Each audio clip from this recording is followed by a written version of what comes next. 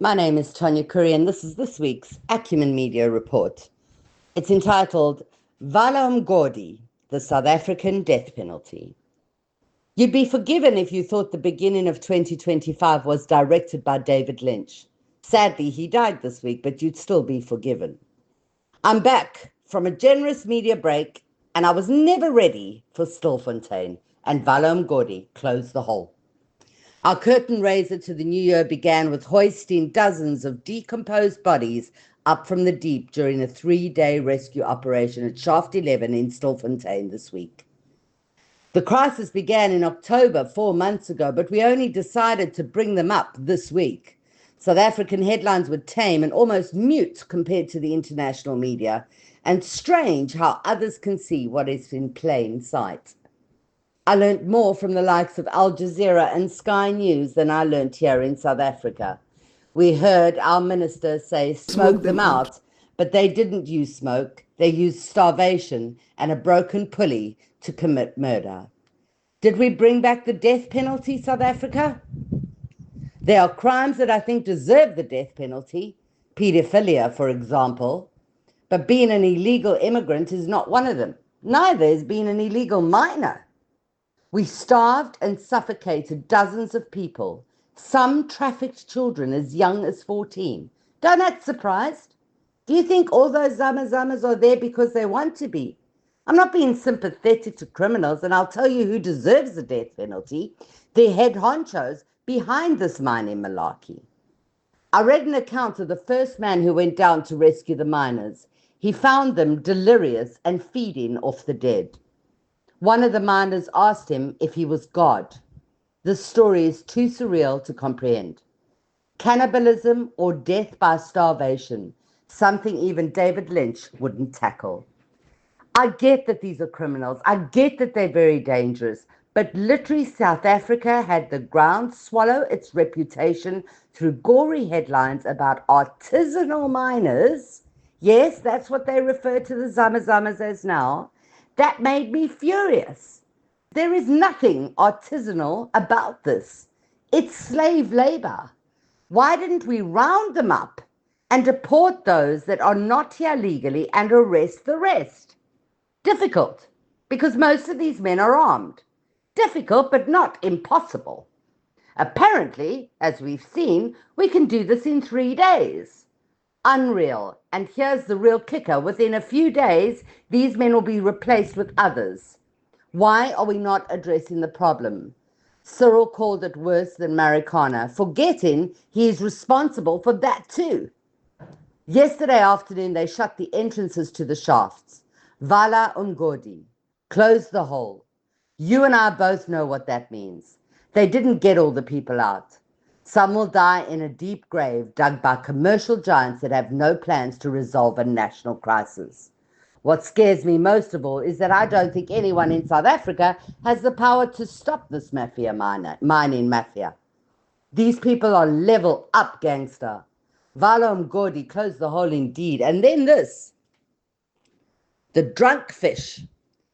A man on his vacay caught a fish and decided it would be hilarious to pour beer into the fish's mouth while it was gasping for life. Intolerable cruelty. It made me mad as hell. He was arrested and is charged with animal cruelty. The case of Salbi Mbanenga unfolded in our courts. X-rated texts were read out live on television by his then secretary, who has accused this judge of sexual harassment. The conversations will make your ears bleed. The defense are giving the secretary a hard time for what is quite obviously a randy old man wielding his power. Do we have to put this poor woman through this? Vala Umgodi. Talking about sexual deviancy, ex-rugby coach Peter de Villiers was forced to leave the Good Party. Now he has crossed the floor to join his people at the MK Party. I mean, just this week, Zuma said that MK is the ANC, actually, and he wants his membership reinstated. Look, he's not wrong that they are primarily ex-ANC members that have been in one way or another legally challenged by South Africa's courts. What was that about the new death penalty? Vala Umgodi? They've all stolen gold in some way, shape, or form, so why don't we treat them the same way? Why does a 14-year-old trafficked child need to carry a gun to defend himself while he claws at the earth to feed some rich pig at the end of the chain? Sorry. Rant over. Let me cheer you up by telling you that the matric soared home with the greatest pass rate ever recorded in South Africa. Isn't that a nice stat? The problem with being a statistician is you always are looking for the anomalies, and I found two. The first is that the pass mark is 30%. So we shouldn't be excited that the baseline has been shifted dramatically to accommodate the mediocre performance of our schooling. And the second, even more worrying anomaly, is that 300,000 pupils never got as far as matric and are unemployable in today's marketplace. But I'm trying to cheer you up, so I'll rather tell you about the littlies that wore their school uniforms for the first time. Some with bright smiles and others with teary eyes, all of them precious. There was the usual shambles, kids without a school to attend, etc. But this year we also saw some children being told to bring their own furniture to school in order to have a place to sit. Who is responsible? Vala Mgodi. There were mass shootings in Pinar Township, aka murder accused were denied bail, and then the moment we were all waiting for, drumroll please, Ndlozi resigned from Parliament. Malema didn't flinch as the EFF disappears before his eyes. He said that Ndlozi was not on his priority list. Malema was interviewed on his favourite station to hate, ENCA. You'll know that Juju boycotted ENCA for years, but yet here he is. How the mighty have fallen. He was like the anti-Darth Vader telling JJ Tabani that he is not Ndlozi's father and he is not responsible for him. You really can't make this stuff up.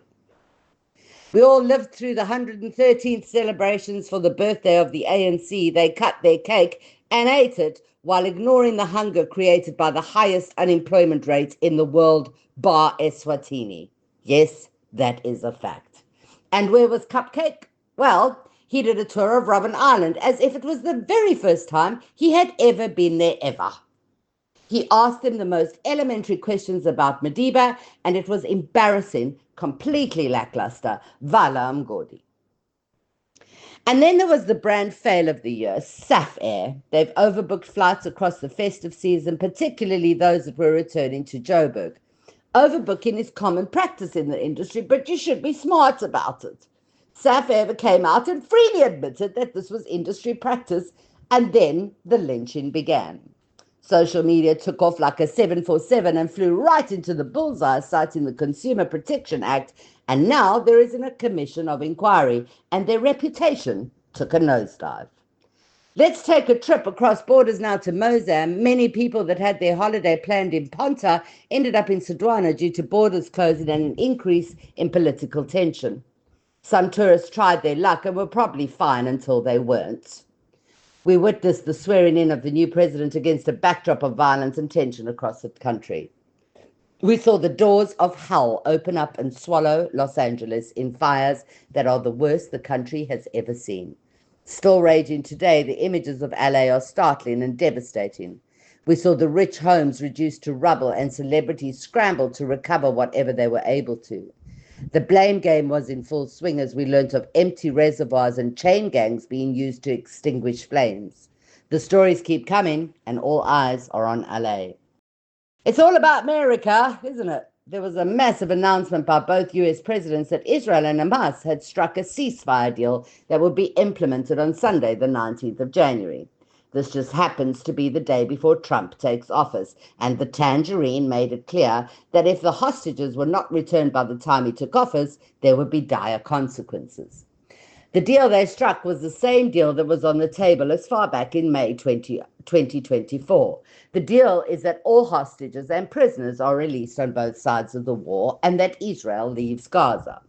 Israel agreed to a number of prisoners to be released, but yesterday Netanyahu said he didn't like the names on Hamas's list. This man never wanted a ceasefire. It was never about the hostages. Vala Ngodi. And then there's Elon the Chop Musk. Oh my goodness, I can't with this man. He is my new Trump to hate. He's been sued by the SEC for irregularities in the Twitter deal, but he doesn't care. He put his money on the table to buy America's TikTok as a ban on the platform draws close. Word in the street is that it was refused, and so he's now building his own. Why not make your existing platform a better competitor instead of buying freedom of speech, Elon? There was a rumor that he has a fake account on Twitter called Adrian Dittmann, who regularly responds to Musk's tweets. What is wrong with this man? This week he said there is no such thing as Islamophobia. Is Delulu contagious? He's been hanging around with Trump for too long. Trump came out the gates with statements that you couldn't make up. He changed the Gulf of Mexico to the Gulf of America, to which the Mexican president held her own presentation and called America the Mexican America. I quite like Mexican America. It's got a nice ring to it. I digress. Thumper didn't stop there. He was off to seize Greenland next and make Canada the 51st state. It's like he took a leaf out of Putin or Netanyahu's real estate book and decided to take whatever land he wants. I don't make this stuff up. To be fair, I couldn't make this stuff up. Rockets hit the sky as Bezos' Blue Origin was sent to orbit. Him and Musk are now playing Star Wars. Guys, what's happening? Walmart changed its logo. It made the font bold. That was it. Imagine the expense of rebranding the entire Walmart conglomerate by making the font thicker. Happens here sometimes. Someone gets a tender. Valam Gordi. I didn't get to everything, but you get the gist, right? Go back to bed and try again in February. I'm Tonya Curry, and thank you for scratching the surface with me and Acumen Media.